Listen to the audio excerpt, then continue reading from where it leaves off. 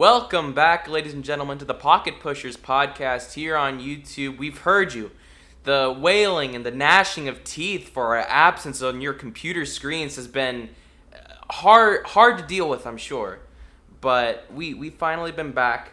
We last left you, tragically, back on, September 22nd, the Friday, a couple days before the final week of the MLB season. The Rangers and the Mariners were in a tight playoff race with the Houston Astros in the race for the AL West that nobody wanted to win. And since then, many things have happened, Harry, and we'll get to them here shortly. By the way, Andrew Pearson here with Harry Collin. But the Mariners played their way out of the playoffs, like you were at peace with, I think, last episode. That's right. This team wasn't a playoff team. I'm sorry. They weren't. They had 10 games to go against two teams that, all due respect, we won the season series against the Astros, and we took 3 of 4 with the Rangers season on the line, too. You know what I mean? We took them down off the division. So they were beatable teams. We were in close games, especially with the Rangers. We were in a close game with the Astros as well. Those are games you got to win if you want to make the playoffs. Sorry, not a playoff team. I can't be mad at that because I feel like the team was given a chance to succeed or fail on its own merits. Young pitchers run out of gas. Lineup that's streaky goes cold at the wrong time. That's the risk you take when you build a team with minimal upgrades from year to year. And we'll get to their ideas and philosophy of team building. Their goals. With regards to that way to invest in their own team, let's say. But that's right. The last week for the season for the Mariners, after getting swept by the Rangers, really, if they win that series against the Astros, because they ended up going 3-1 against the Rangers to end the season. If they win one game against the Astros, I think they make it, right? This was the worst case scenario because not only did we not make the playoffs, which is obviously the worst thing about it, we actually took the division away from the Rangers, handing, I think, the worst Astros team of the past 7 years the division, basically as a, here you go, because the Rangers don't have a bullpen and the Mariners couldn't put you away for one last series. So, yeah, we were, I think, 2 games back of first place. So it was very close, Andrew. Just terrible. So now that we'll focus on the Mariners first here. Now that the Mariners are officially out of the playoffs, they've been out of the playoffs for the last week. If you notice, they haven't played a game for a few but not days. Out of the headlines. So Jerry Dipoto, as well as team owner, have been saying some very interesting things, Harry, in the fallout from this season. A season that, after exercising the demons of that 21-year playoff drought, they once again have missed the playoffs. So it's so out of character. Yeah, what have been the news stories that have been coming out of Seattle recently? It hasn't even been a story, Andrew. It's been a soundbite. And it's the soundbite where, and let me give you the full quote. And I quote, "We are actually doing the fan base a favor in asking for their patience to win the World Series while we continue to build a sustainably good roster. Our goal is a 10-year plan to win 54% of the time." Loser. That's what he said. Loser mentality. Andrew, I'm a huge Mariners fan. I got a text from our good friend Thomas after that quote dropped, where Thomas sounded like he was an actual threat to the safety of Jerry Dipoto. But I'm going to defend this quote. Because you know what, Andrew? Jerry Dipoto said it the absolute wrong way. He should never have said, "We're doing the fan base a favor." That's just classic Jerry trying to spin it as, "I'm helping you," gone way too far. Right. But the underlying point, I think, is worthy of some examination. Because a lot of people say, well, actually, you're always trying to win the World Series. But Andrew, you know that's not true. We all know that's not true. There's rebuilding years for a reason, right? So then the question becomes, well, what does it mean to go for it? Because in my opinion, I think Jerry DiPoto's model of 10 years averaging about 87 wins, which to be clear is not saying I want to win exactly 87 games in a year. That is to say, an average of 87, accounting for some down years and accounting for some better years, right? I feel like this is a good example of this, right? The Mariners had a pretty good year, a very lucky year in many ways. Last year, won 90 games. This year, unlucky, had some luck, evened out. I'd say they were on average a slightly unlucky, but not dramatically luck-affected team, and they won 87 games. So what does that tell you? It tells you if you ran it back with basically the same team next year, you could very well get a playoff spot, but you probably want some upgrades here, right? Sure. But here's why I say this. When you're looking at a model like Jerry DiPoto has laid out, you have to ask the question, what does it mean when you say we're competing for a World Series? Does that mean you are going to empty the farm, sell the farm for 1 year? Is that worth it? Is that good team building? And is that something that the fans want, Andrew? Would you want, for example, let's use hypothetical here right now. Let's say the Rangers could have gotten, I don't know, one of the disgruntled Padres stars if they were on the market, right? Or if they ended up actually trading for Brian Reynolds at the start of the year or something like that. Yeah, let's go Evan Carter for Brian Reynolds. Oh God, right? I don't think they would have done that, but whatever. But let's say they did. Play along. Because we don't know Evan Carter is going to be that good yet. His stock rose throughout the year, you'll remember, Andrew. But let's just take Evan Carter, right? And you might say, wow, that doesn't feel great, but we're going for it this year. This year's our year, right? Yeah. We got to put all our cards in. Is that really what you want an organization to do all the time? I don't think so. Especially when you're in the Rangers position where they have, DeGrom, Semien, who are not that young, Seager, who's a little younger but injury prone. Even guys like Adolis are not like 22. Right. You can make a case for going all in, for pushing your chips in. The Mariners have one of the youngest rosters in the league. I think that a lot of fans justifiably complain about the refusal to spend in free agency to supplement the team. But I think Jerry's underlying point, we're trying to win 87-ish games over the course of 10 years, basically saying we're not going to sell the farm for any individual year, is the right approach. Because the playoffs are a crapshoot. You know what I mean? What if someone gets hurt right before the playoffs start? Is that it for your run completely?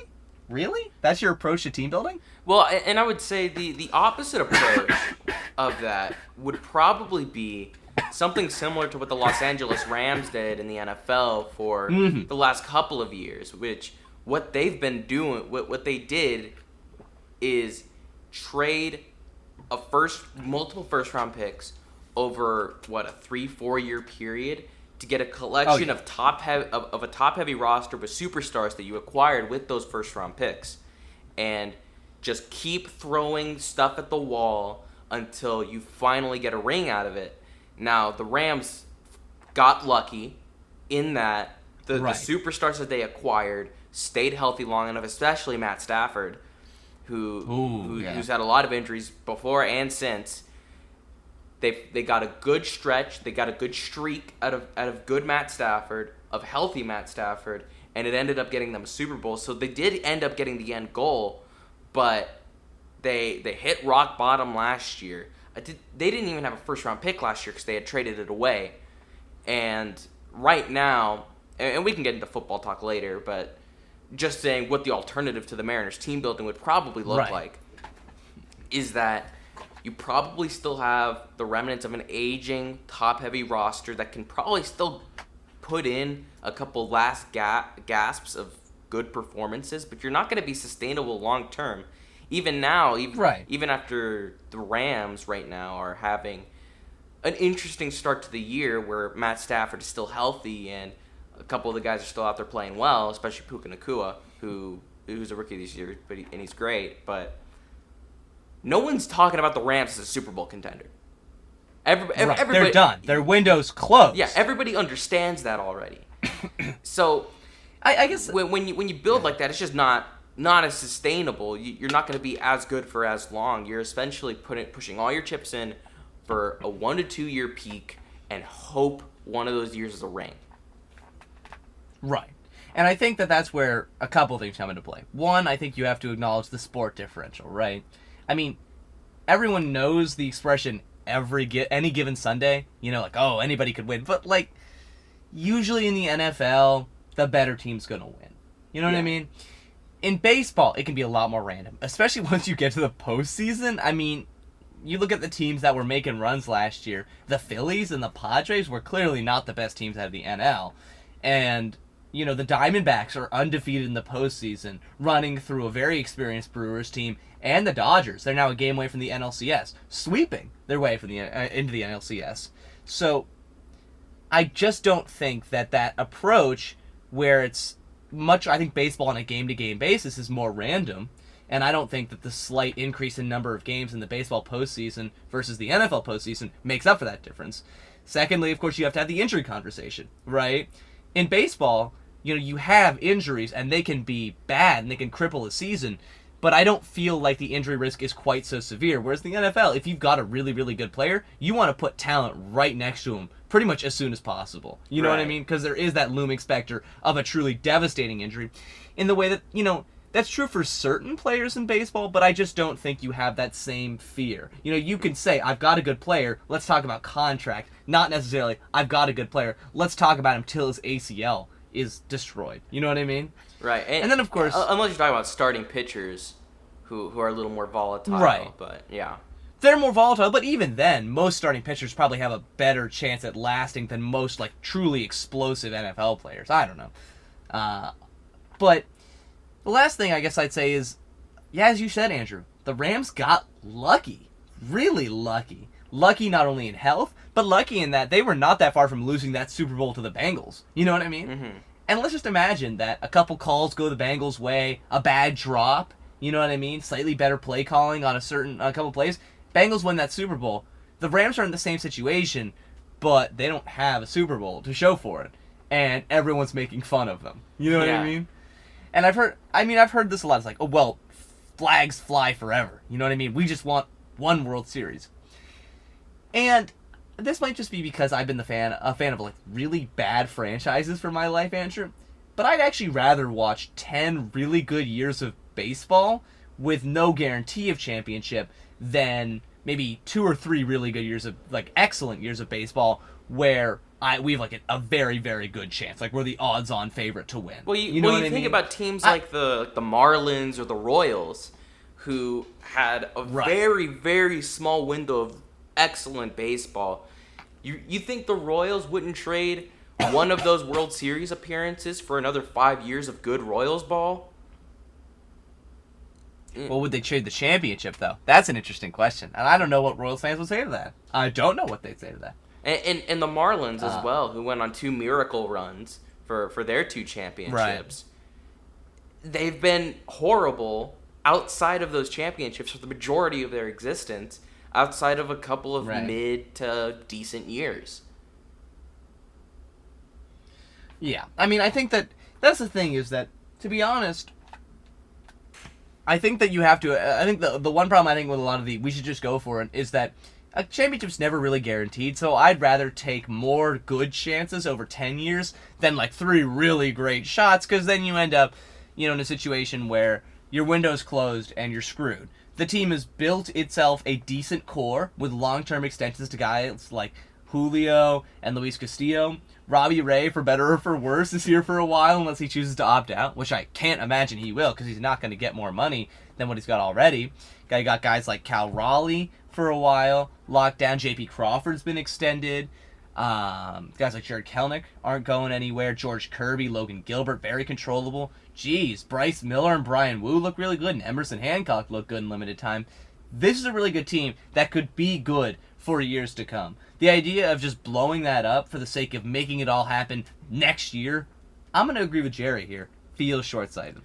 I think that after the real criticism and the material one is, why aren't you spending more money to supplement the team in free agency? Why has the Jerry Dipoto era been essentially synonymous with we don't spend money in free agency, and especially we don't spend money on free agent hitters?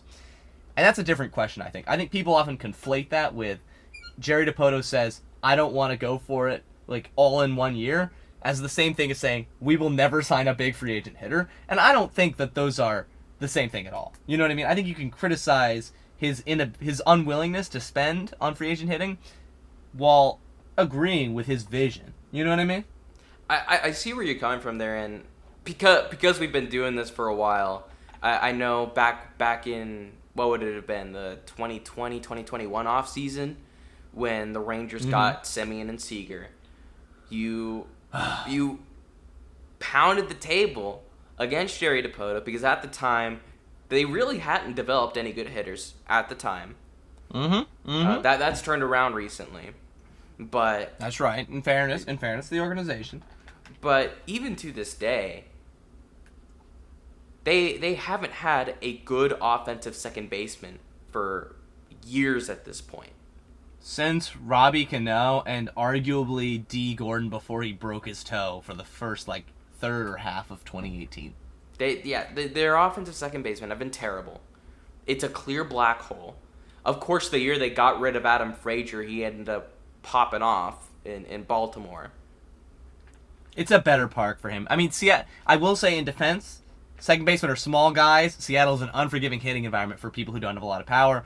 That being said, Andrew, it's not rocket science. If only there was a really good second baseman coming off an excellent year who had MVP played in the division. Even. Yeah, who had a lot of experience in the division and had proven he could hit in Seattle. But unfortunately, there was actually no player like that during Jerry Dipoto's supposed competitive window, so I guess we're just doomed to bad second base play. I don't know, man. It's been rough. How's Josh Rojas been in that role? Good.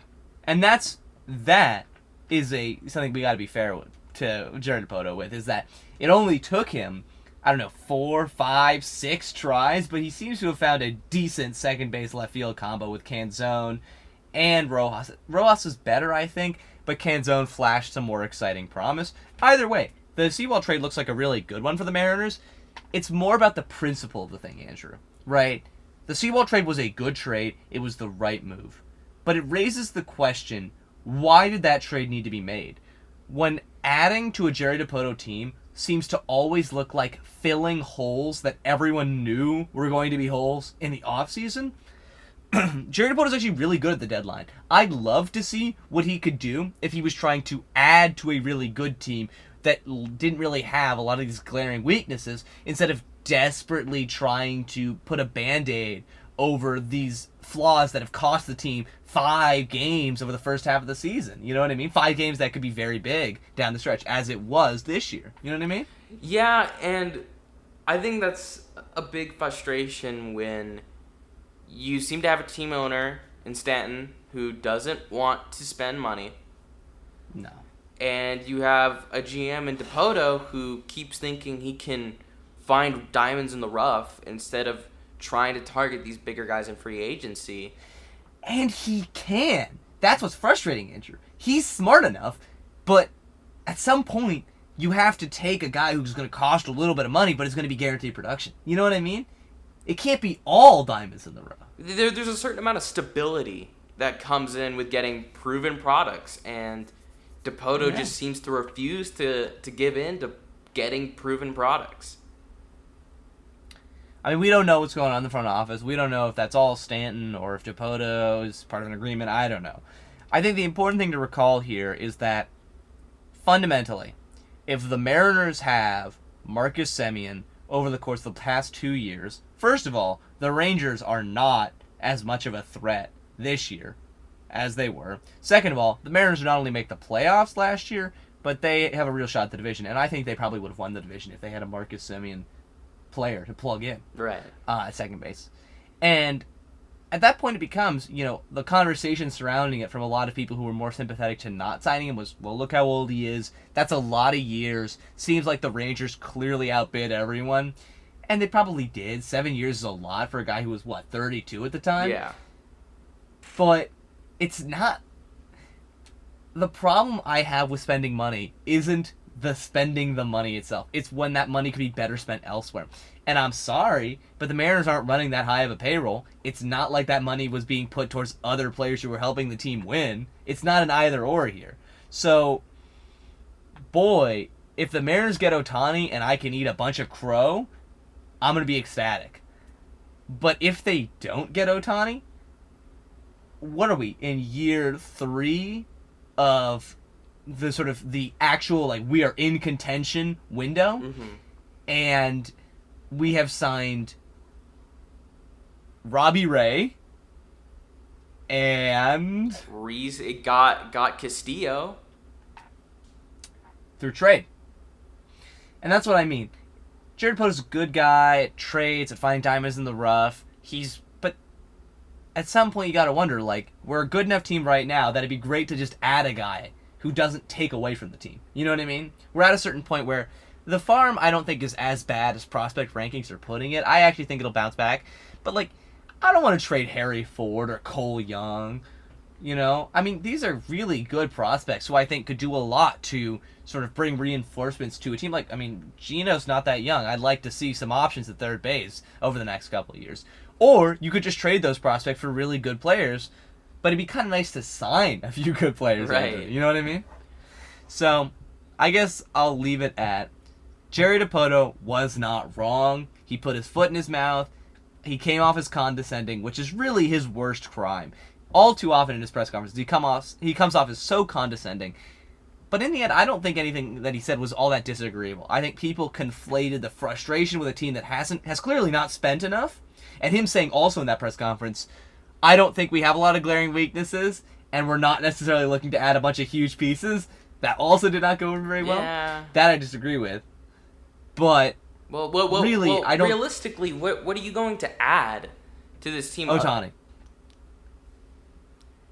I'm sorry, but Andrew, I think you got to understand, as a Mariners fan, you know, back before the Athletic decided to purge the whole reason for their existence, which was having local beat writers for every team, we had a beat writer for the Athletic, Corey Brock, who did a lot of good coverage on the Mariners, and every year for the past 2 years, his mailbag was filled with, you know, in the offseason, Corey, why aren't the Mariners spending money like a competitive team? And he, with whatever sources he had within the organization, was very strongly in the camp of they're putting all their eggs in the Ohtani basket. You know what I mean? They think he's a transformational talent. They whiffed on him the first time. They're not going to do it again. They're going to go all in on him. And, okay, assuming that's true, that's great, but, you know, Andrew, if they don't get Ohtani, then we're staring at 3 years where the team hasn't spent any money, really, in free agency outside of a Robbie Ray deal that, as the years go on, does not feel like an exceptional deal. Yeah. And I think even at the time, most people agreed was not where the team needed the most help. And you know what I'm saying? On top of that, from what I understand, this upcoming free agency class here in the MLB is not the best. No, it's Ohtani and everyone else. And I mean, that would be true of any free agency class, but it's especially true this year. It's just not that deep. So, I don't know. If the Mariners get Ohtani, then Jerry Dipoto's a genius. All of this goes away, and this whole conversation looks stupid.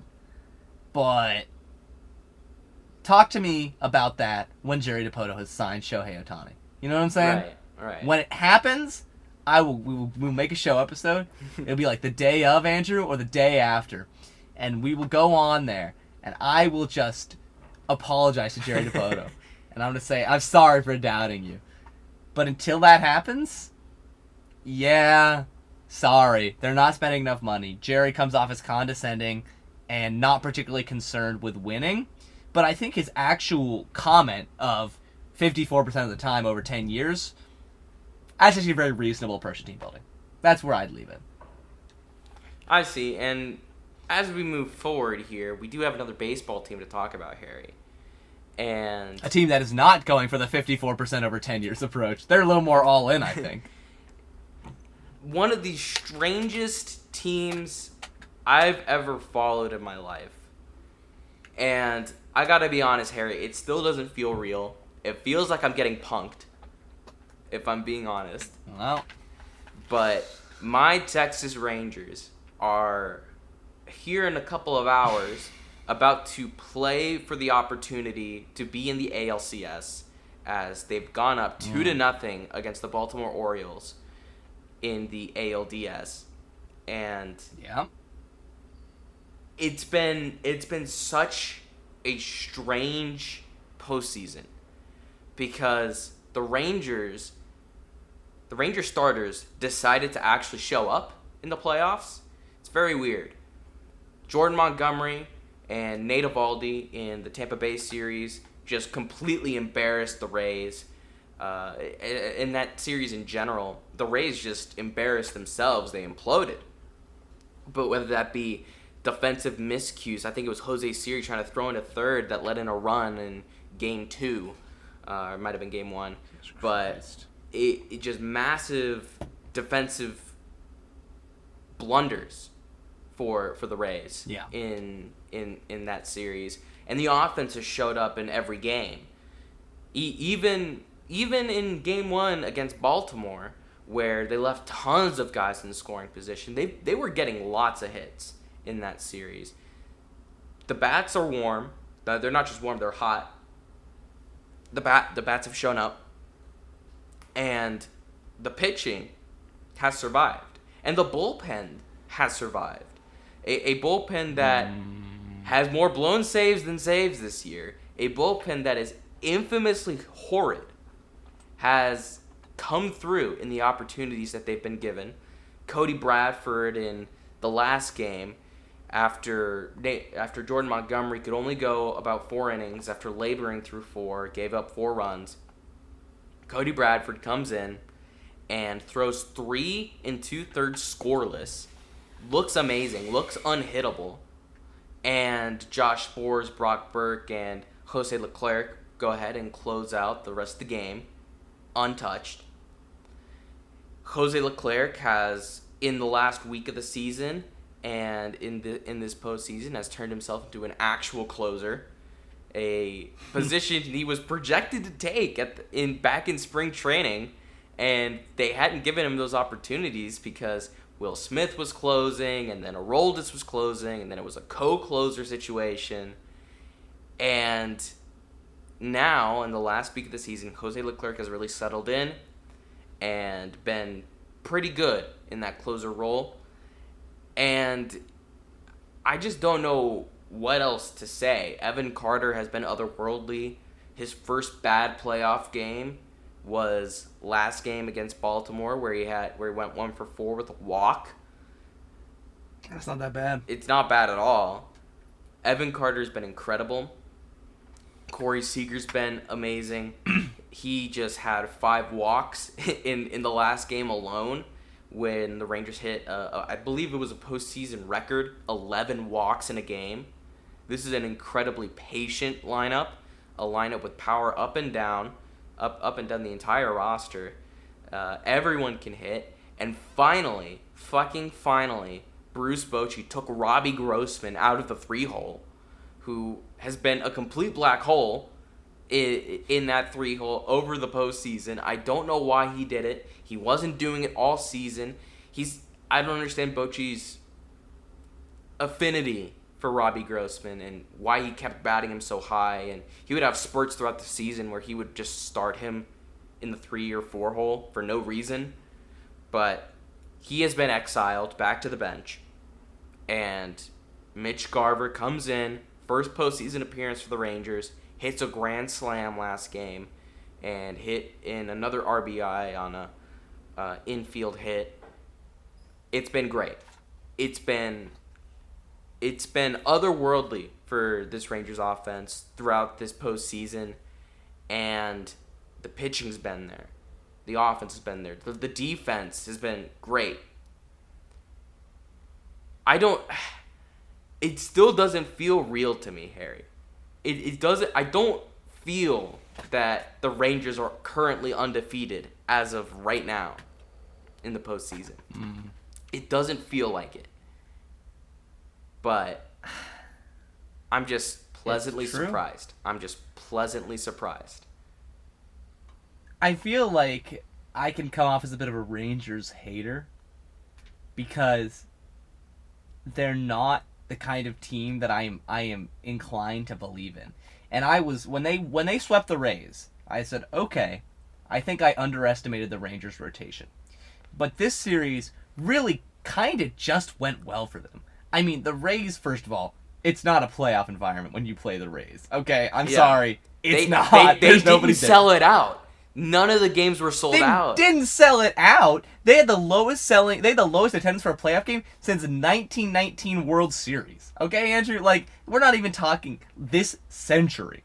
But also, let's be honest, 4 errors in a game. I mean, I feel like a lot of those games, the Rangers punched the Rays in the mouth early, and the Rays, who have had a rather deflating back half of the year with the Wander Franco situation, Yeah. and injuries to guys like Shane McClanahan, you know what I mean? Like, they couldn't get back up. And I said, okay, I underestimated the Rangers team. But are they better than Baltimore? I didn't think so. I was firmly of the opinion that, Baltimore's more inexperienced, sure, but I think that the most talented team, the team that's won the most games, is going to win. And, I thought especially home field advantage would play a big part of that. Well, 2 games into this series, and Baltimore has completely blown home field advantage. Now, Baltimore's been really good on the road, and I think there's reason to believe they could take at least a game Right. in Texas. But even though I stand by my previous take that, like, over the course of a 162-game season, I think we saw that the Baltimore Orioles are probably a better team than the Rangers, that doesn't mean I'm going to take them in a situation where Texas needs to win 1 game, 2 of which will be in Texas, versus the Orioles needing to win out. You know what I'm saying? So, to be honest with you, Andrew, I don't really know what to say. Because I was firmly of the opinion that the bullpen wasn't going to keep it up. They didn't look so good in Game 2 against the Orioles. But they've done enough. The starting pitching has been quite good. And the hitting, as you said, they've been on fire. So, I don't know. I mean, I stand by my opinion that there may come a time, maybe, where the Rangers just go cold and play some of the ugliest games of the postseason. But at this point, I think it's fair to say, the Rangers have to lose a game in the postseason before you start saying, oh, I don't know about this team. You know what I mean? Right. Like, I don't know. This is not the team that I would have picked at any point during the year to be, like, the team that's going to just roll through the AL, but they are so far, and I think that there are other teams in the AL that, like, I mean, Baltimore could bounce back, give them a tough series, sort of get them tired, I guess. I don't know. I feel like the Rangers have a pretty good shot in this series. At this point, they're definitely the odds-on favorite. Minnesota or Houston, the Astros have played the Rangers really well this year, so that could be an interesting series. But they're Twins, half dead at this point. That's the problem. Half dead, but that wasn't enough to stop them from beating the Rangers pretty soundly throughout the regular season. So I don't know. Maybe they just match up well. Or, the Twins have been really good this playoffs as well. But, yeah, my thoughts were basically the Rangers weren't going to be able to get over the Orioles. And it looks like they are. So they might just be the favorite to come out of the AL at this point. It feels it just feels wrong to say, doesn't it? I guess I would just say that my overwhelming feeling is one of the other shoe's got to drop at some point, right? A team with this little reliable bullpen pitching has to have a game where they just blow up. But at the same time, they don't actually need to win that many more games to be the World Series champs. You know what I mean? Right. So, I don't know. I mean, I feel like, again, they're not like an unstoppable juggernaut. But Andrew, I think you're right where you say it's kind of in this weird position where it doesn't quite feel real. Where it feels like I think you and I see the Rangers versus where they have been playing, there's that dissonance there. Yeah. You know what I mean? And at some point, I feel like until they lose, preconceptions, they got to go away and just say, there's a team that hasn't lost a playoff game yet this year. You know what I mean? Yeah, and when it comes to the other teams in the AL, in terms of, as a Rangers fan, what scares me, of course the Astros scare me just because they've been the Rangers' boogeyman for a long time now, for at least 15 years at this point. They spent a brief amount of time being terrible, but the Rangers have been victimized by the Astros, at least in this window that they've had since 2016, 2017. ever since then, the Rangers have been so bad and have been dominated by the Astros so badly. But Minnesota is really the only other team that I think is interesting for the Rangers. They've matched up well against the Rangers over the course of the regular season. Then again, the majority of the times the two have met, it's been in the Rangers' worst stretch of the year, where they went, 4 of 19 or something like that. It was probably a little bit... There were some bad games against the Twins, Andrew, including the... infamous Jonathan Hernandez fiasco. What, did you get the first 2 outs and then 4 straight walks? Yeah, it was bad, man. It was bad. But the Twins are interesting because they have a good rotation with Gray and Pablo Lopez. But I do wonder... if the Rangers see them again, I have a feeling they'd probably come out on top the third time. And other than that, you look at the players out in the NL, the Braves. The Braves haven't been otherworldly this postseason, at least so far against the Phillies. The Phillies have looked fine. The Diamondbacks? The Diamondbacks haven't been... They've been beating the Dodgers so far, but... I mean, they jumped all over Clayton Kershaw for 6 runs in the first inning and haven't lost a playoff game. That's true, but I'm not scared of the roster at all. Well, I would have said the same thing from an Orioles perspective about the Rangers, so... I mean, I don't know. If they stay hot... I don't know. The only 2 teams I'm really scared of in the postseason that are still in it right now are the Astros and maybe the Phillies and the Braves if they make it. But I think that's about right. But it's just so strange that the Rangers are in this position, and with one game here, and they're gonna play it here tonight. We're recording this on Tuesday night, so. We still don't know the outcome of that series so far, but it's more than likely that the Rangers will win it. Never put it past the Rangers to blow it. Because that's why I keep wanting to say, oh, well, I'm pretty sure the Rangers are going to get to the ALCS, because the Rangers and heartbreaking postseason collapses are not exactly unfamiliar. Right. But, I don't know. It's just strange. I still don't feel it's real, but we'll see. We'll see, and things are going to get interesting. It's going to be Nate Eovaldi tonight, who probably needs to go 6 to 7 innings because the bullpen is a little bit taxed.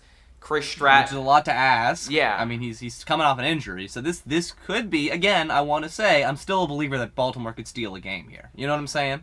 Yeah. So. Here's how I see it, Andrew. All right, this is a prediction. This might be prophetic. I might look like an idiot. All right, but I'm gonna put out my prediction for Game 3. Right, which is that I think Baltimore is going to tax Eovaldi early, not even necessarily scoring a bunch of runs, but just running up his pitch count. Right. Yeah. And eventually, the dam breaks, and the Orioles put up 4 or 5 runs or something, and the Rangers are in the game, but Bochy might find himself in a situation where. Especially if he doesn't have a lot of guys in the bullpen, he finds himself having to kind of cut his losses a little bit. You know what I'm saying? And the Orioles might be able to take a game where if the Rangers were all in, maybe would not have gone that way. You know what I'm saying? Yeah, I can see that. And it is worth noting, just on a general season level, because we were just talking about the Mariners, this team is ahead of schedule. This team was not supposed to be this good this early. This was supposed to be the best team in the AL. Yeah, this was not how it was supposed to go down. We made aggressive moves at the deadline to bring in Scherzer and Jordan Montgomery, who, by the way, if we make it to the ALCS, Scherzer's probably back for the ALCS.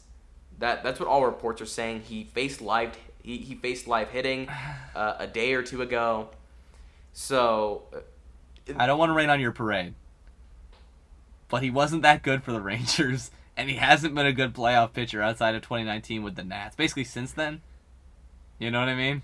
Sure, but would you rather have Max Scherzer firing on 85-90% of his abilities right now, or would you rather have Matt Bush in the bullpen?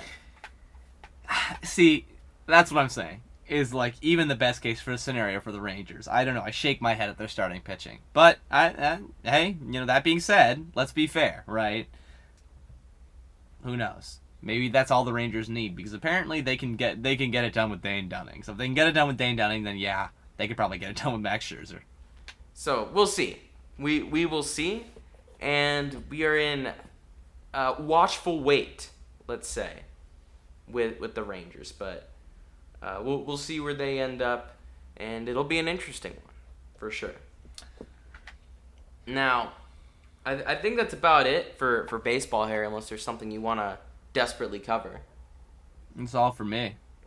And I think we should probably move on to football here, and the catastrophe that is the Washington Commanders and the Dallas Cowboys, who are chaotic to say the least. Yeah. So Andrew, I will say that I think we were right. Actually, I'm gonna say it. We were, as I think in your words from last episode, cautiously optimistic about the Commanders. Well, we were right about the cautiously part, not so much about the optimistic part. Yeah. So getting crushed by the Bills is unfortunate. Would have hoped for a more competitive game from them, but then we basically bounced back and were one arm away from beating the Eagles in probably the best game of the year so far.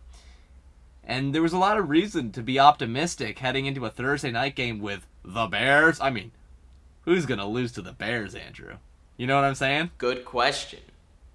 Well, I could tell you who's going to lose to the Bears. That would be the Washington Commanders, who gave up 40 points to the Justin Fields offense. I mean, what? So, the offense was no good either, for the record. This team is not there yet, Andrew, and I think that a large part of that, to be quite honest, is probably the coaching at this point. I'm a Del Rio defender. I actually made a rather impassioned defense of Del Rio previously on the show, where I said, listen, he has a lot of switching in his secondary. Secondary has never been super great under Del Rio, but usually by early to mid-season, the secondary is in a position where they know the system well enough that they can be solid enough to allow the elite pass rush, elite defensive line to kick into gear. Well, this year, the secondary has been nothing short of catastrophic, and it's hard not to feel like, okay, come on. We spent so much draft capital on the D-line. They're really good. And we just spent our first rounder on Emmanuel Forbes, who is apparently so bad he needs to be benched. I'm sorry. I feel like some of this has to come down to Del Rio can't run this defense effectively. You know what I mean? We spent money on William Jackson, and he was terrible.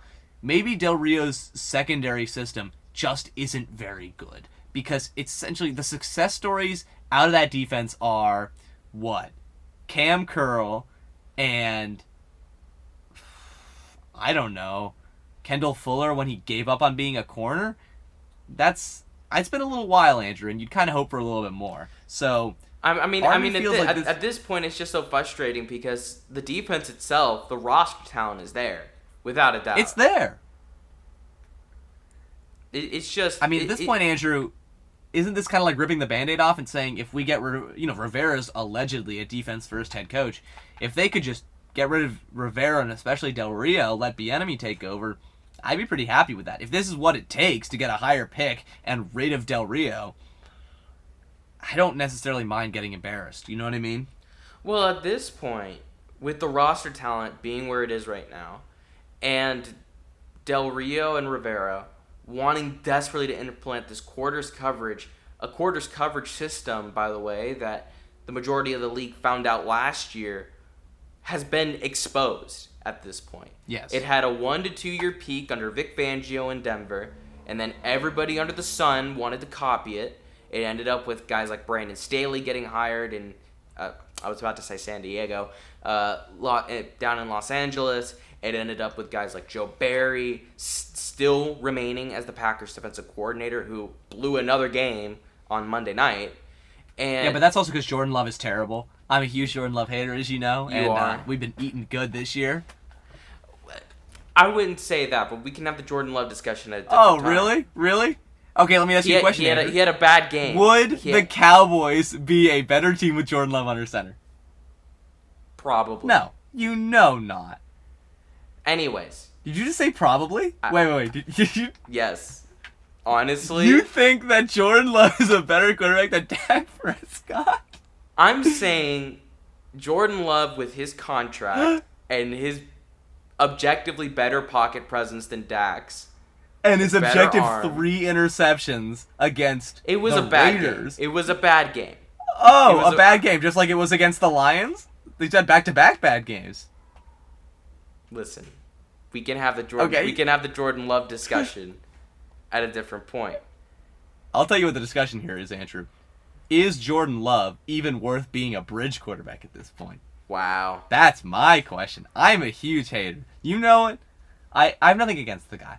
I hope he succeeds. I honestly do. But I think it's mostly a backlash to the hype where everyone's like, oh, man, the Packers got another good one. And it's like, I don't know. Maybe he needs to play well before we, come to that conclusion. But, hey, that's just me. Anyway, Andrew, I didn't mean to interrupt you. So continue. No. Joe Barry, Mickey Mouse defensive coordinator, hired Horrible. by being a Vic Fangio quarters merchant. Like, okay, yeah. But now it's exposed, and Del Rio is too busy talking about how storming the Capitol was actually a good thing to actually adjust his defense.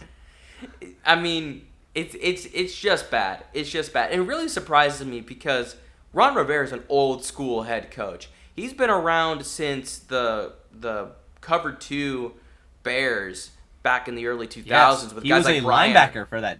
No, he was actually he was a Bears linebacker back in the 80s. He was long way back. I think he was on the 85 Bears as a linebacker. I think so. If I remember correctly. So. And by the way, Jeff Fisher was. He knows also what on a good team. defense. He knows what a good defense looks like, Andrew. He just can't coach one. It's just shocking to me because he was a good DC with the Bears back in 2005, 2006. Sure. When he had guys like Brian Urlacher and Charles Tillman at corner. But you keep moving on throughout the years. The guy was pretty steady with just general 4-3, that steady cover 2 traditional defense. He moved away from that recently when he came to the Commanders and tried to implement the Vic Fangio cover 4 quarters coverage. And the problem is, even though they have players that fit that scheme for the secondary, like Emmanuel Forbes, who is this tiny, skinny rail of a corner who needs to play in one of these quarters coverages where he's not in press coverage for most of the time. But the problem is, the way that the way that offenses attack these defenses is that they just take everything underneath. Because you're playing quarters and cover 2 so often, the running game is completely open. And people just refuse. The guys here in Commanders country just refuse to adjust. They refuse to play. They refuse to play more man coverage. They refuse to play. That's the Rivera era. Exactly. Isn't it, Andrew? I mean, that's the thing. He's too loyal to his guys. I mean, I'm not a huge believer in, I'm going to throw my defensive coordinator under the bus. When you're firing coordinators as a head coach, usually you're not long for this, this world of being a head coach. But, Andrew, as you said, this is, every single year the Commanders' defense has started slow. Now, some years they've managed to turn it around. But at some point you got to wonder, why is Jack Del Rio still here? You know what I mean? If he can't adapt, it's not like they haven't, Rivera is not the GM, but he has a lot of say in the decision-making process. And the decision-making process was Chase Young at 2nd overall, Emmanuel Forbes this year in the 1st round. You know what I mean? It's not like we are a defense-first team, in theory, who just gave up 40 points to the Bears. We can't even play our 1st-round pick. As you said, Andrew, no adjustments are being made. That is what infuriates me more than anything else. I don't care that we're bad. I'm fine with us being bad. This year is not supposed to be a huge competitive year. But can we play a system of football that is even theoretically viable? Well, You know what I'm and saying? it's not just that, but you get Rivera after the game who says in his leadership style, at halftime, he didn't give some rah-rah pep talk speech because he lets his players do that. So you begin to question, right? Ron Rivera might have been the right guy during the Dan Snyder era to come in and bring a base level of professionalism into such a toxic culture. But now that we're past that, and really we've been past that for a while, now that we're past that, Ron Rivera is implementing a terrible scheme right now and letting Jack Del Rio continuing to run this quarters coverage. The defensive schools that he comes from are very old school. The modern defenses have moved past that at this point. So he's running an incompetent defense. The defense that he knows is old. And he's not like some pep talk, rah-rah guy. So what is it that he's actually doing here? Because it's not like he's calling the plays on defense. It's not like he's really firing up the guys. He's not doing anything. We're in Mike McCarthy levels, but with defense. Andrew, I mean, I gotta be honest with you here, right? The players love him. They still love him, and I think that, it's worth saying for a moment, as you said, when he was hired, the level of professionalism he brought, I think, cannot be understated as a virtue. But I do wonder a little bit about where Rivera slots in for a rebuilding team. Because I don't actually mind I'm not a pep talk guy, I let my players handle it. Except, how many veterans do you have on this team?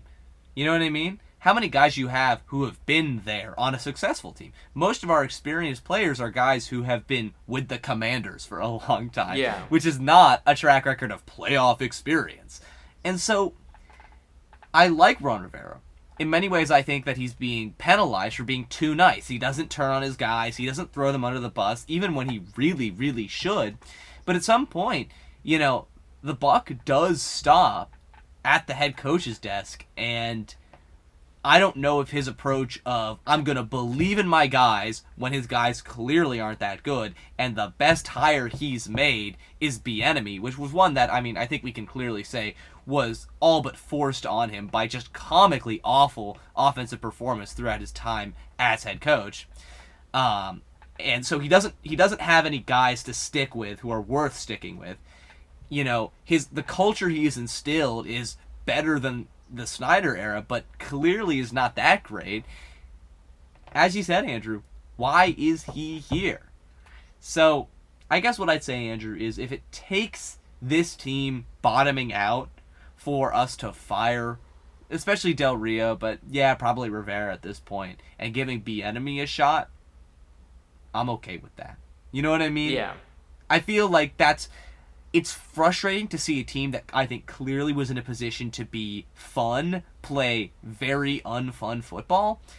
But at the same time, if I leave this season looking at a team with good draft stock, a head coach I believe in, a defensive coordinator who isn't absolutely awful, I don't think this season was a total waste. You know what I mean? I feel like we'll get a good long look at Sam Howell. We'll definitely get a good chance to see, what Bieniemy can do overall. We'll get a chance to see, assuming at some point the defense makes some adjustments, what this defense can do. And at the end of the day, that's really not much more than you can ask for a year that wasn't supposed to be competitive. And that's the thing, Andrew. The Commanders are objectively a worse team in every measure than the Cowboys. But they have a lot less riding on this year than the team of the Dallas-Fort Worth area. True. These things are true. And the Sunday night game against the 49ers. Oh my God. All right. Sit down, folks. I want to hear it. I need to hear this perspective because here's what I saw. I'm just going to say it in a sentence and then let you take it away, Andrew. What I saw is a bunch of frauds being exposed by a real team on Sunday Night Football. Gentlemen, I'm going to need you to have a seat. I imagine many of you are. I have a feeling that not many of you listen to this show on the elliptical. But you need to have a seat. Because it's time to have the Cowboys talk. This is a conversation that we have every year. At least sensible Cowboys fans have this talk every year.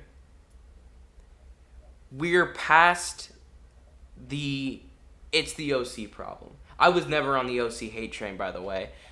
Kellen Moore, I think, is doing a very good job over in Los Angeles helping out Justin Herbert, and he was clearly not the problem on this team. We all know what the problems on this team are. I could take the lazy route and say Dak Prescott is mid. We all know that. We're going to play that game, Andrew. Dak Prescott doesn't show up in big games. He doesn't. We already know that. Worse Kirk Cousins. At this point, God, they're neck and neck. It's bad.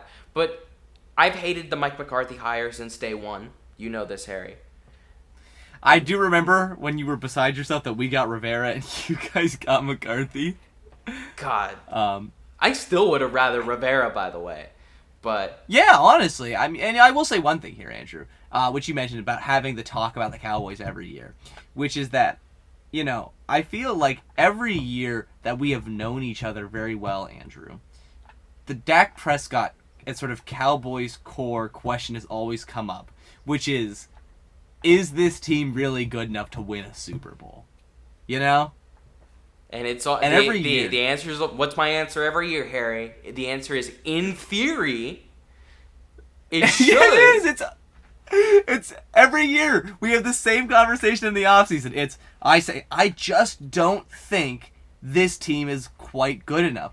And then you say, well, if everything goes right.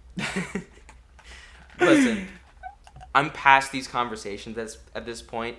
I've made it abundantly clear that I've hated Mike McCarthy since day one. I've wanted him fired since year one. The greatest fake punt in football history on Thanksgiving. God. That's the defining memory of the Mike McCarthy era to me. It's bad. It's just bad. But we're going to move past those two at this point because those conversations will be had. All the popular media will have that conversation. We are past that. Okay? We're done with those. We already know the answer to those. I'm not going to retread ground there. I'll give you the real conversation that people aren't having. And that's the Jerry Jones question. And people will say and people will say, "Oh, but everybody hates Jerry Jones. Everybody knows Jerry Jones is bad." Well, here's the thing about Jerry Jones. Something that I've said multiple times is Jerry's misplaced trust in his hires is his downfall. That's always been Jerry Jones' problem. This team will never win a Super Bowl under Jerry Jones again. Because in the 90s, Jerry Jones was given the task to fire Tom Landry, the legendary Tom Landry, who the previous owner wanted to fire but knew he would get hung if he fired. So they bring in Jerry Jones. Tom Landry is fired. He brings in Jimmy Johnson. Jimmy Johnson is an elite coach who coached that 90s roster and built that 90s roster into the dynasty that it became. Jerry Jones's ego could not handle having himself and Jimmy Johnson in the same building. He fires them, brings in a puppet in Schwitzer. Schwitzer leads them to another Super Bowl because it's Jimmy Johnson's team. Barry Schwitzer carries out another 3 years or so, gets fired. Bring in Dave Campo, fired, puppet.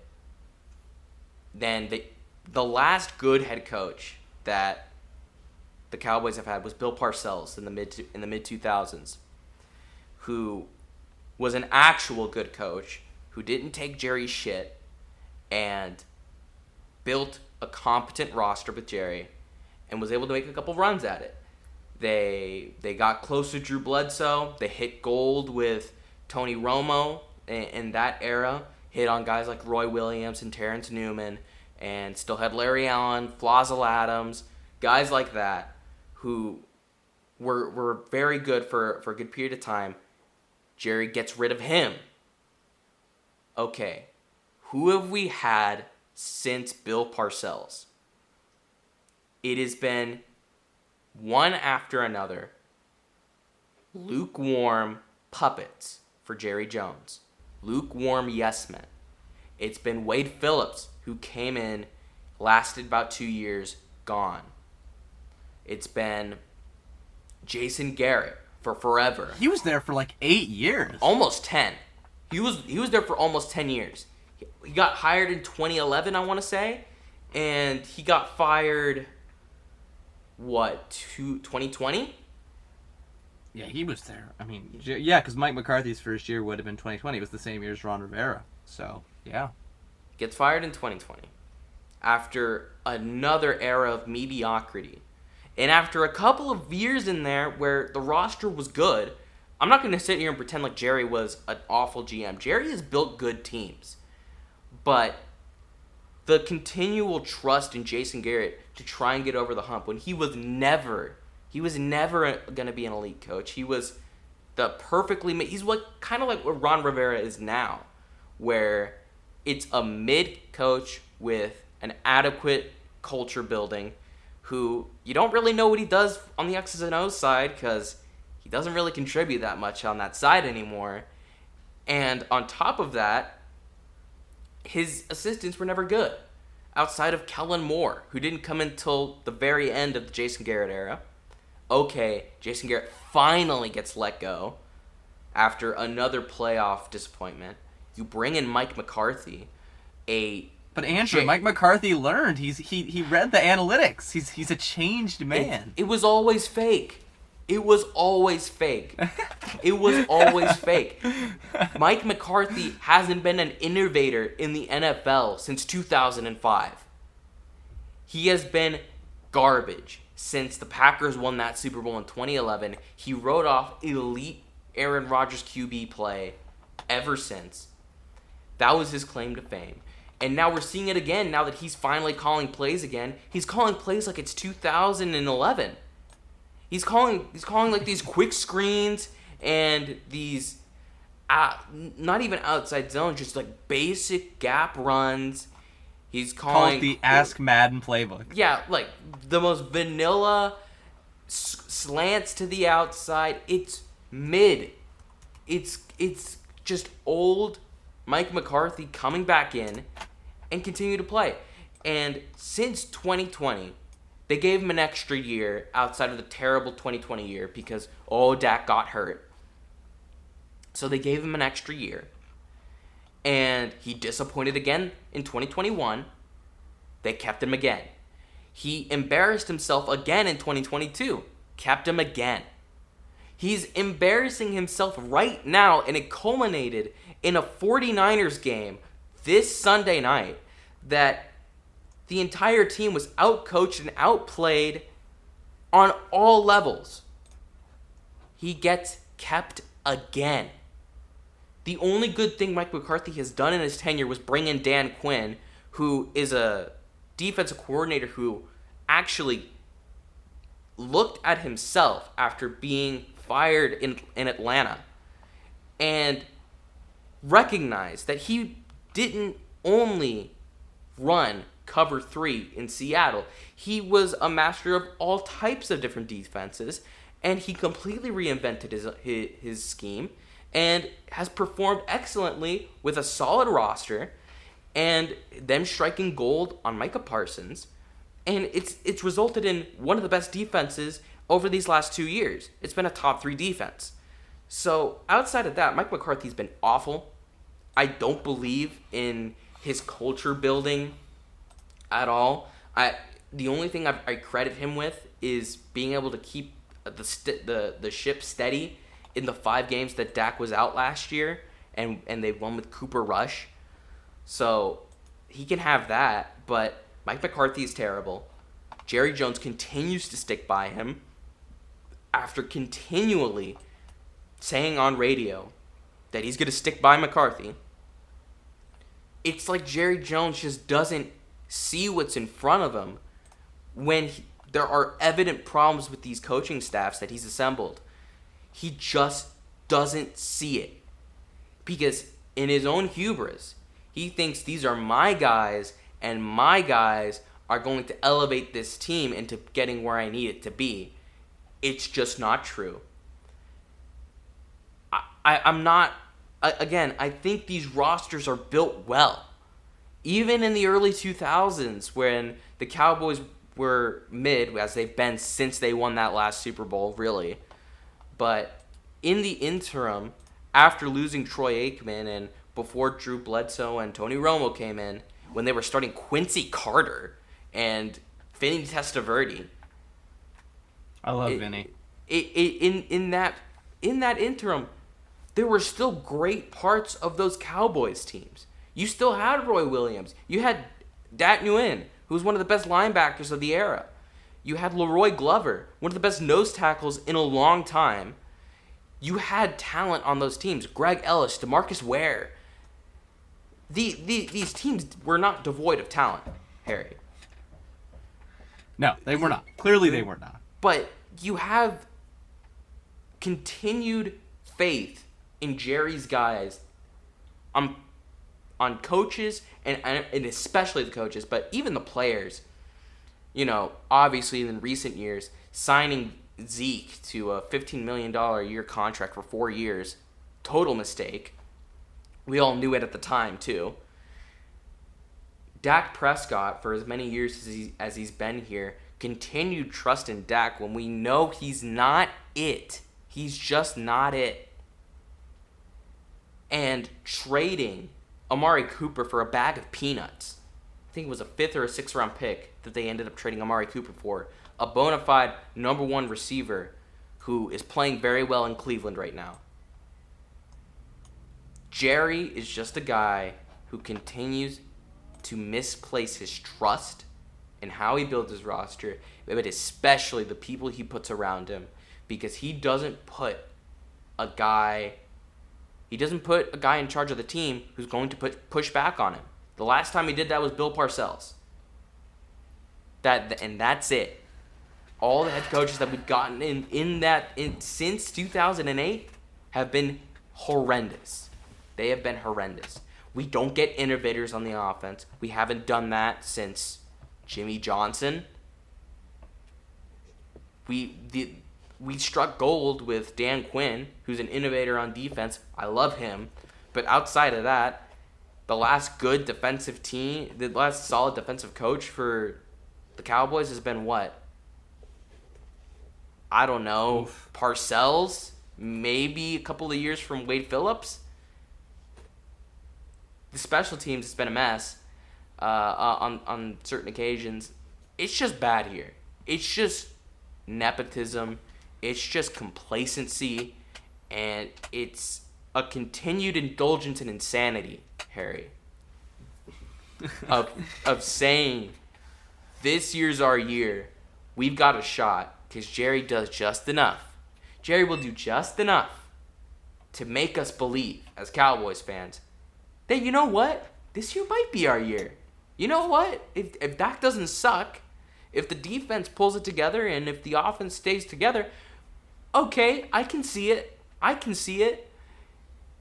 It's the most infuriating thing, because he will do just enough to make it reasonable to assume that the Cowboys might do something. He does just enough. Just enough. Andrew. And then it blows up in their face every year. And it's the most infuriating thing ever. They will never win again. They will never win a Super Bowl. They'll never make it to the NFC Championship game again with Jerry Jones as the owner. It's just not going to happen. It's not going to happen. Andrew, I think you're right when you got at that fundamental point that Jerry Dipoto essentially oversaw the arguably the greatest era of Cowboys football right after taking over. And everyone said, well, it was really JJ, It was really Jimmy Johnson's team. Yeah, sure, Schwitzer won, but like it was Jimmy's team. And so Jerry Dipoto has now spent the rest of his time trying to prove he doesn't need, Jimmy Johnson. And the fundamental truth is that maybe he kind of does, Maybe, despite everything, he's not capable of... He needs a strong head coach who can rein him in, essentially, and has a vision for the team that might not even necessarily be his own. You know what I'm saying? You're right. He refuses to hire people who push back. Exactly. He shouldn't be the GM in the first place. By the way, but if he's going to be the GM, he needs a coach that'll push back. I want to point out, by the way, during the Bill Parcells years, you want to know who was the offensive, and defensive coordinators under the Bill Parcells era? You want to know who they were? Who would those be? Sean Payton on the offense and Mike Zimmer on defense. Well, Sean Payton might not be the go-to example of a good head coach. Not right now. The 2023 he's had. No, but yes, and that's quite the. But then again, wasn't Mike Zimmer Petrino's DC for the part of 1 year he was the Falcons head coach? I think he was. Under the right? Yeah, after the Cowboys let him go because they didn't bring him in as the head coach. That's so funny. But Andrew, I just wanted to bring in some commentary from the Cowboys. Let's hear Jerry Jones' side of the story for what happened on Sunday night. Because I think this perfectly encapsulates everything you've just said, but it's word for word coming from the owner's mouth. Going on to his weekly call with 105.3 The Fan, Jerry Jones said, Dak Prescott is a quarterback that can get us to the Super Bowl. That's the way that's gonna be. How can you say, I believe our starting quarterback can take us to the Super Bowl, and make it sound like a threat? We have other quarterbacks on that roster, and players that are certainly capable if something should happen to Dak. But I want to be real clear. Dak is capable of taking this team where we want to go. You know what? He's right in theory. In theory, Dak could, but in practice, it breaks down. And when asked about the results of what just happened, he said, I'm not panicked, but the gap is when something tells you what it is, don't try to dream that it's something else. What I'm trying to say is we can do better than what we did out there Sunday night. That's a given. We can do better. We have the potential to do better. We have the preparation to do better. We didn't do it at all to be trite about it Sunday night. And then, this is the kicker, Andrew, that pretty much is word for word what you said is his mentality. Continuing on from that point about that there is a gap, but they can be better, he says, do we have the quarterback? Let me be very affirmative. I completely believe we have the quarterback that can take us where we want to go. Do we have the coaching staff on both sides of the ball? We certainly do. Did Sunday reflect that? No. There you have it. Sunday did not change Jerry's opinion on Dak Prescott as a quarterback, Mike McCarthy and his entire sort of coaching staff. He still believes in them. They're still his guys. Nothing's going to change. Again, what else can I add? What else do you want? Do people want me to go through the X's and O's about why Mike McCarthy's Texas Coast offense is bullshit? What else is there to say? We know what's gonna happen here in Dallas, and you know what? I bet you they're gonna bounce back over the next couple of weeks. They're gonna look relevant again, and then they're gonna get beaten down in an embarrassing way later on in the season. Jerry's gonna give this same canned response again and again and again. It's just not gonna happen. It's not going to happen. I'd rather have Stephen Jones as the acting owner at this point. And Andrew, is CD Lamb mad?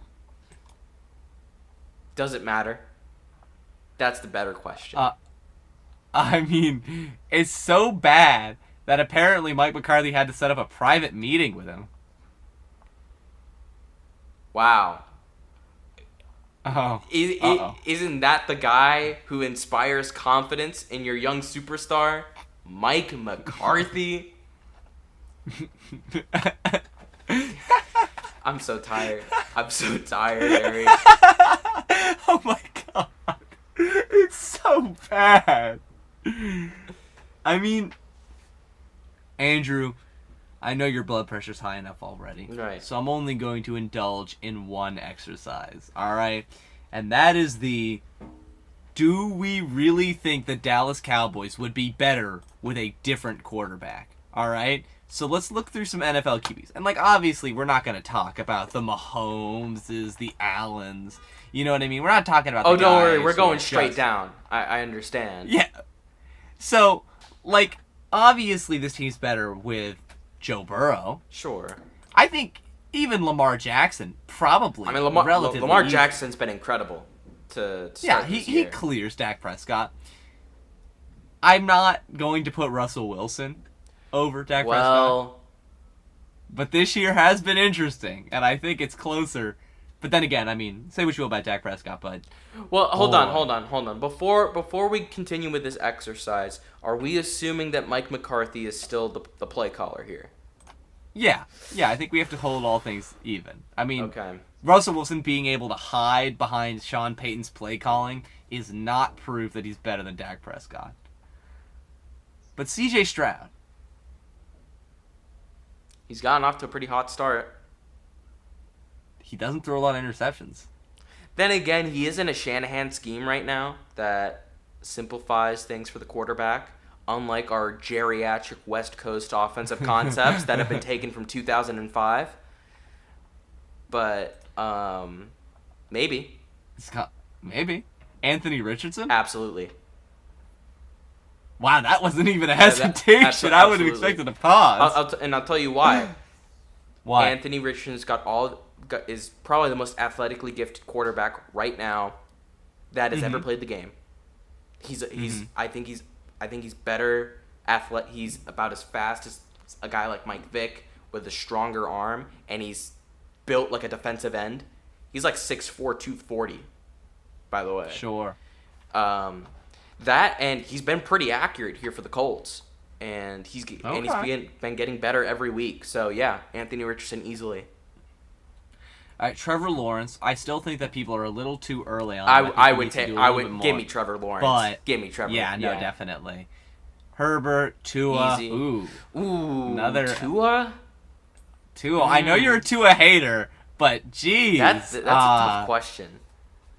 I don't know, man. I'm not a Tua believer. I'm not, but at this point, I might take Tua. I think I would. Yeah, you know what? I would, Andrew. Sorry, Mike McDaniel's an excellent coach, and I'm sure Tua would look nowhere near as good with Mike McCarthy as his head coach. But would he look? Tua just doesn't have Dak? Those meltdowns. I think he'd look about the same as Dak. I think he'd look relatively the same, but with less meltdown. I mean, the floor would be a little higher, is what I'm saying. You know what I mean? Think? I think so, honestly. Dak Prescott is abysmal. When Dak's off, he's unplayable. You know what I mean? Whereas, I don't know, I feel like Tua can at least put something of a floor on it. I think there's an argument to be made there. I don't know if I'd take Tua in a Mike McCarthy offense over Dak. Yeah, Mac Jones, though. Probably not. I mean, let's be not fair anymore. Here.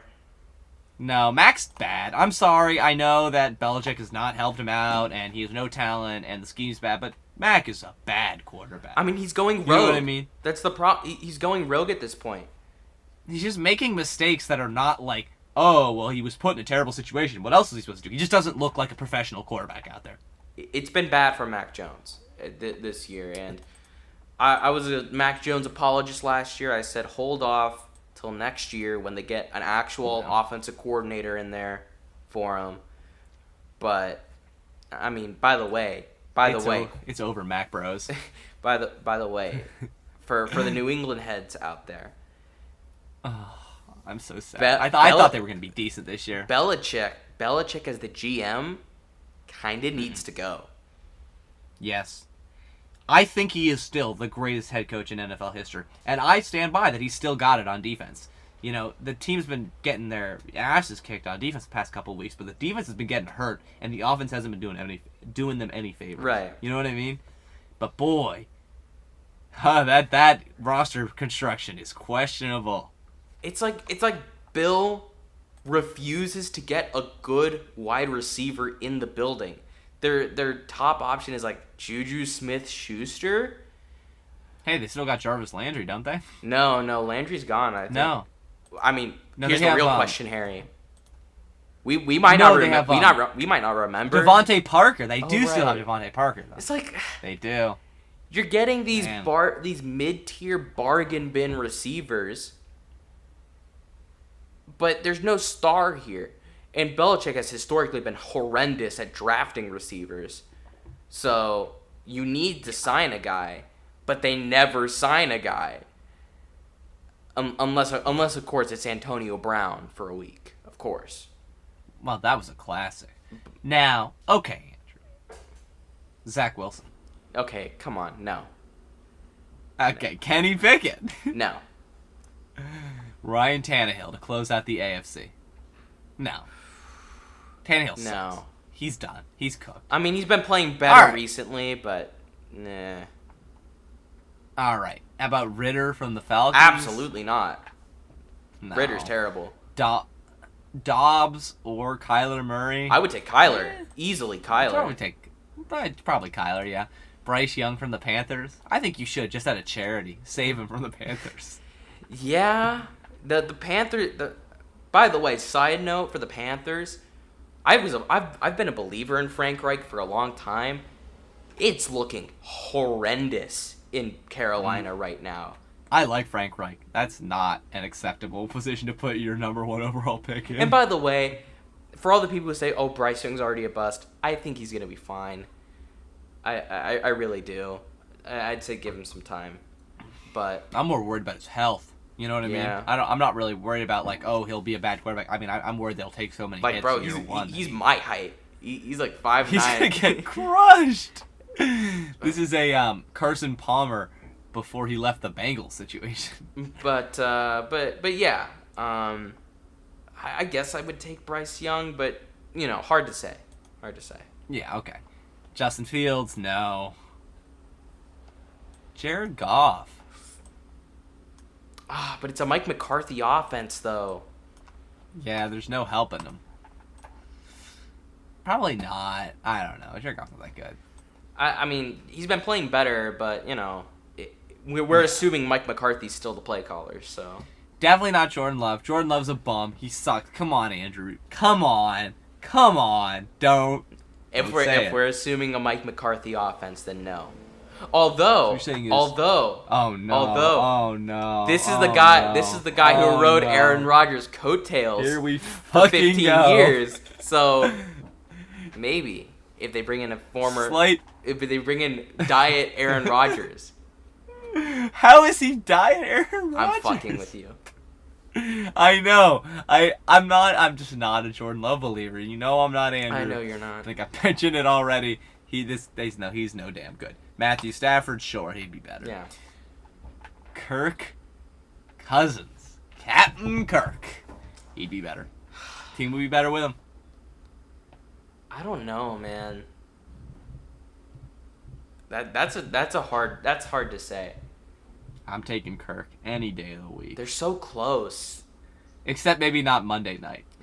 But any other day of the week. Actually, no. That does go against him because the Cowboys get shoved into so many primetime games. That's like 4 guaranteed losses on the year.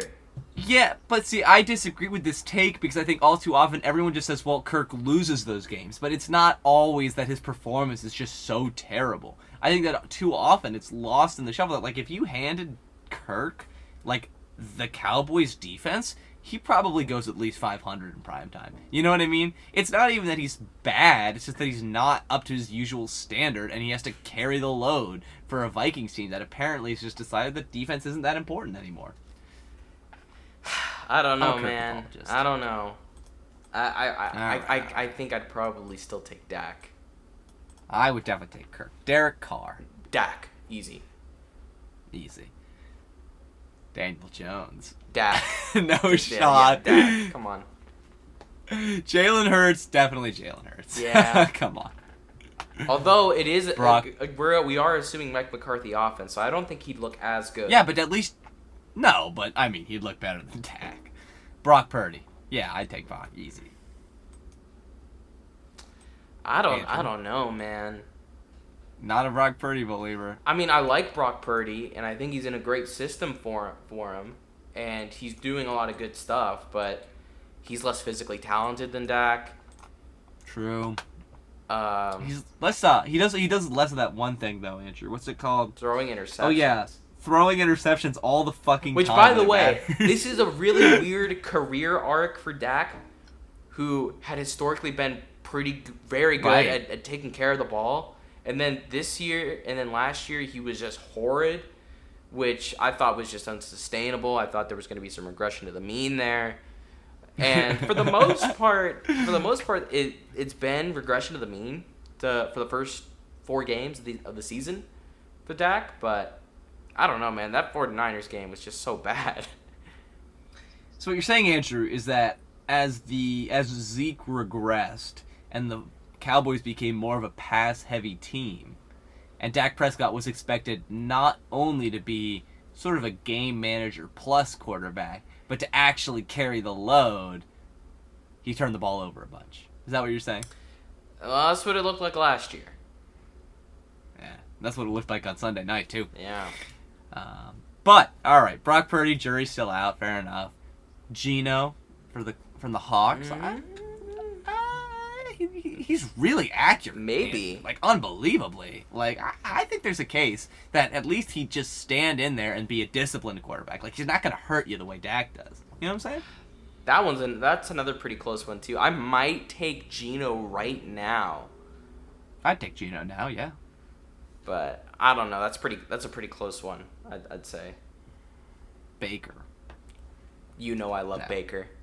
You know I love You Baker. can't be all like, I don't know about Kirk. I don't know about Brock Purdy. But I would take I don't know about Geno. But Baker, now there's a good quarterback who doesn't cost you games with mind-numbingly stupid plays. Oh, wait, that's Baker every other week. Listen, I love Baker, but if we're assuming it's Mike McCarthy in here, then I'd still take Dak. Yeah. And finally, the best quarterback in football. I don't even know why I'm asking this question. But like Sam Howell. Yeah, obviously taking Sam Howell over Dak. He's him. Listen, man. Listen. If Sam Howell's going to be out here throwing cookies against the Bills, just know. Just know. Yeah. Although I will say, once again, for the Sam Howell talk that we have seemingly every show, Yeah, I mean, it's the inevitable conversation when you talk about the Commanders. I mean, I like Sam Howell. It's, Mm-hmm. like we said last time, it's basically like evaluating a new quarterback prospect from college, because his last year in college was basically a throwaway season, and his first year in the NFL, he got 1 start. So, you know, it's interesting. I'm having fun watching Sam Howell in all of his warts and beautiful moments, but That's right. you know, it's just too early to say. So what you're saying although I is do you question, would definitely take him over Dak. no. Worth a shot. Although I do question, Harry, do the Commanders take a quarterback if they're bad enough this year? You have to, right? I think it really depends on why we're bad. For example, if we just don't fire Del Rio and Howell has a pretty decent year, but the defense just becomes so bad, I don't know. I also think that we don't have the ability to bottom out for like a top 5 pick. I mean, if we do, then I think it's a different conversation. But if your question is, do we mortgage the franchise on Caleb Williams? I don't think we'll have a high enough pick where that's going to be a super viable option. You know what I mean? Or even a guy like And Drake at that May or something like that. Yeah, even then, like, again, it's dependent on... I think, really, Sam Howell knows what he needs to do. He needs to have a good year, and he needs to drag this team out of the absolute bottom of the NFL. And if he does that, he's the quarterback next year. He is. I think that's how I look at it. He can either play his way into the starting job for a longer term, sort of sense, or he'll be bad, and the team will be bad, and they'll move on from him.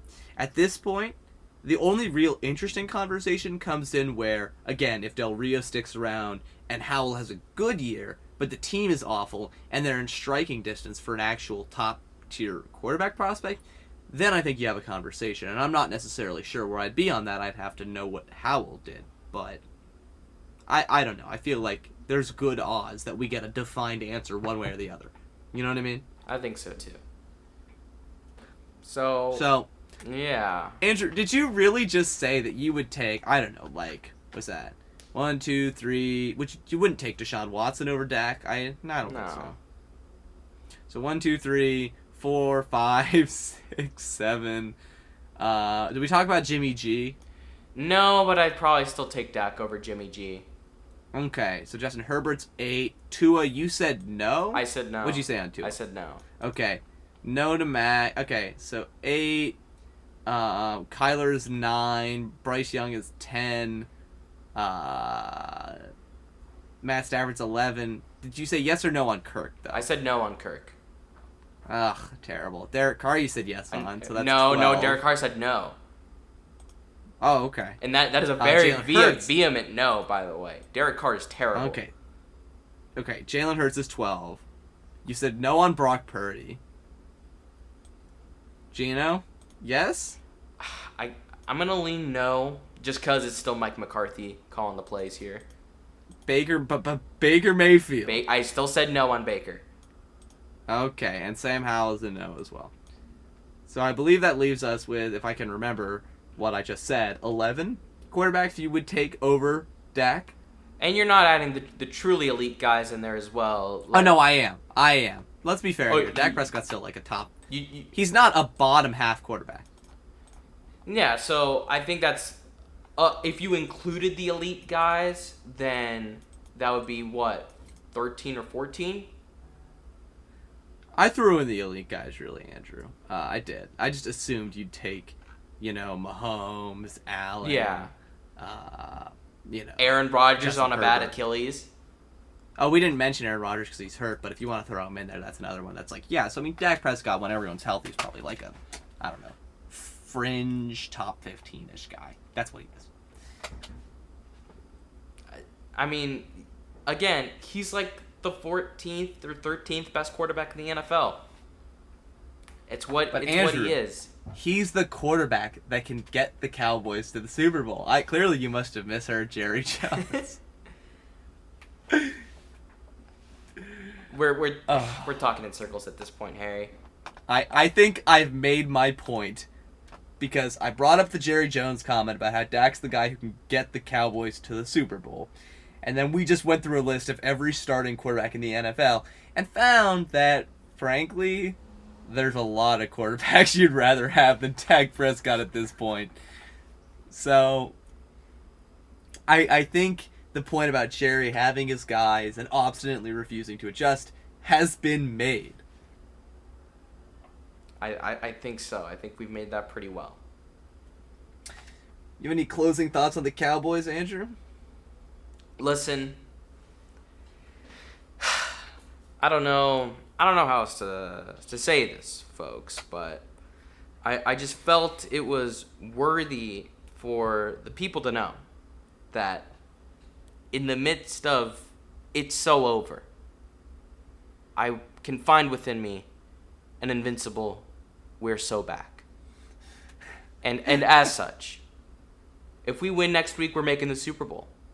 I don't see a problem here. Okay? If Dak can prove to me that he can win in the big game, then of course, we're winning the Super Bowl. Okay, all right. Of course. All right. Whoa. Okay.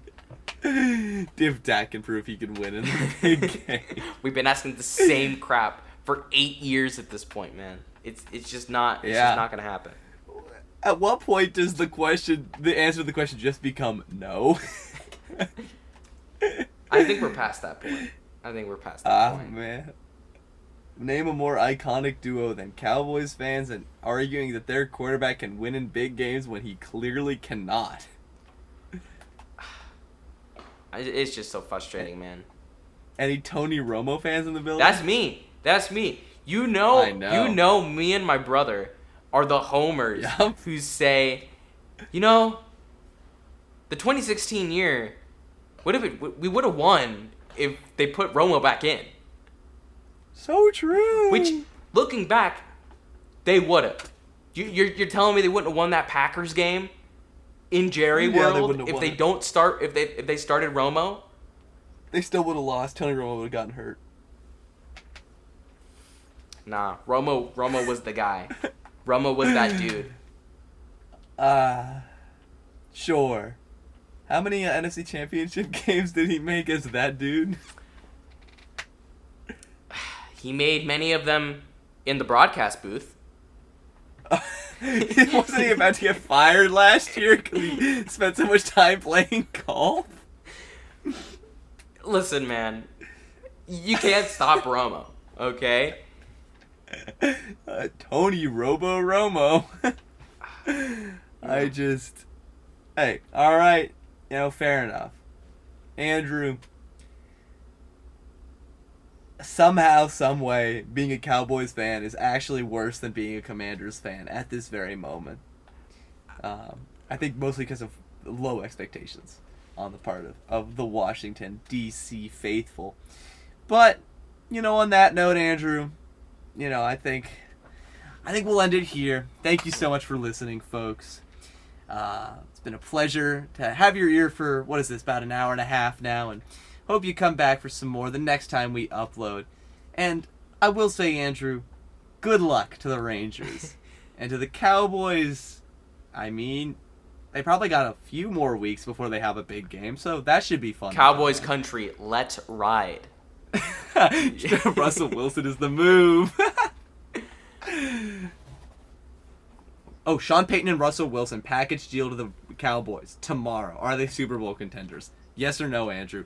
We're ending the show on this. No explanation. Yes or no? Yes. All right, we're done. I'm stopping recording. All right.